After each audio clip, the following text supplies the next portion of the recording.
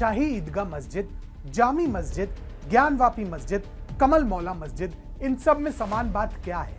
वास्तविकता में इन मस्जिदों और 6 दिसंबर 1992 को गिराई गई बाबरी मस्जिद में कोई खास अंतर नहीं है, क्योंकि ये भी तो या तो मंदिरों को तोड़कर बनाई गई है या थोड़ा बहुत ढांचा बदल के इन्हें मस्जिद का नाम दे दिया गया है। और ऐसी ही एक इमारत है अजमेर में स्थित 2.5 दिन का झोपड़ा, जिसके बारे में दावा किया जाता है कि ये केवल 2.5 दिन में बनकर तैयार हुआ।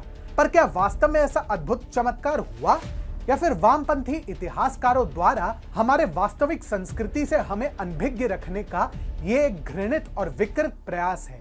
नमस्कार, स्वागत है आपका टीएफआई, भारत का सबसे बड़ा ऑल्टरनेटिव न्यूज मीडिया पोर्टल में। और मैं अनिमेश पांडे आज आपको अवगत कराऊंगा अजमेर में स्थित 2.5 दिन का झोपड़ा नामक तथाकथित मस्जिद की वास्तविकता से। और मैं इस बात पर भी प्रकाश डालूंगा कि कैसे हमें इतिहास के नाम पर विभिन्न माध्यमों से सफेद झूठ पढ़ाए गए और कैसे हमें वास्तविक सभ्यता और संस्कृति से अनभिज्ञ रखा गया। तो अविलंब आरंभ करते हैं। तो ये 2.5 दिन का झोपड़ा आखिर है किस चिड़िया का नाम? क्या ये वास्तव में कोई झोपड़ा है? कदापि नहीं। ये असल में एक मस्जिद है जिसपे दावा किया जाता है कि ये अल्लाह की रहमत से 2.5 दिन में तैयार हो गया था। चल झूठा। अरे रुकिए, मोहल्ले की आंटियों की भांति जज मत कीजिए, ये तो मात्र प्रारंभ है। आधिकारिक सूत्रों के अनुसार 2.5 दिन का झोपड़ा की रूपरेखा तो हेरात के निवासी और कथित शिल्पकार अबू बकर ने तय की थी और तत्कालीन सुल्तान कुतुबुद्दीन ऐबाक ने इसे 1192 में निर्मित करवाया। मुहम्मद घोरी ने जब तराई के द्वितीय युद्ध में सम्राट पृथ्वीराज चौहान को परास्त कर उसे अपना बंदी बनाया तो उसने अजमेर यात्रा की और वहां के मंदिरों को ध्वस्त करने का आदेश दिया।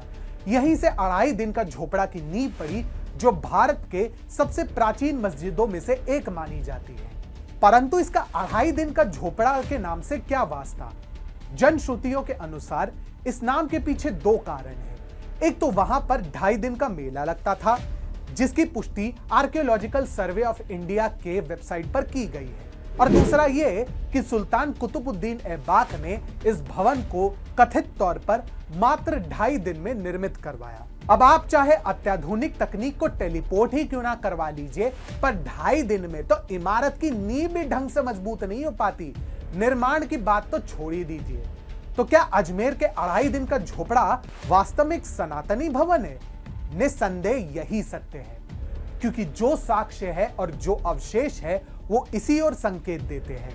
यदि आपको विश्वास नहीं तो इन चित्रों को ध्यान से देखिए। ये 2.5 दिन का झोपड़ा के ही हैं। इन चित्रों का यदि आप ध्यान से विश्लेषण करते हैं तो आप भी सोचने को विवश होंगे, ये वास्तव में मस्जिद के ही चित्र हैं। जी हाँ, ये वास्तव में 2.5 दिन का झोपड़ा के ही चित्र है। परंतु अगर इस्लामिक शास्त्रों का अध्ययन सतही स्तर पर भी किसी ने किया हो तो आप भी जान जाएंगे कि ये स्थान तो कुफ्र है, क्योंकि जहां पर पद्म शैली में निर्माण हो, स्वास्तिक निर्मित हो, सनातन संस्कृति का गौरव विद्यमान हो, वहां पर आप अपने इस्लामिक रीतियों का अनुसरण कैसे कर सकते हैं? इसके बाद भी यहां पर अनेक लोग आते हैं, नमाज पढ़ते हैं और अपने इस्लामिक रीतियों का अनुसरण भी करते हैं।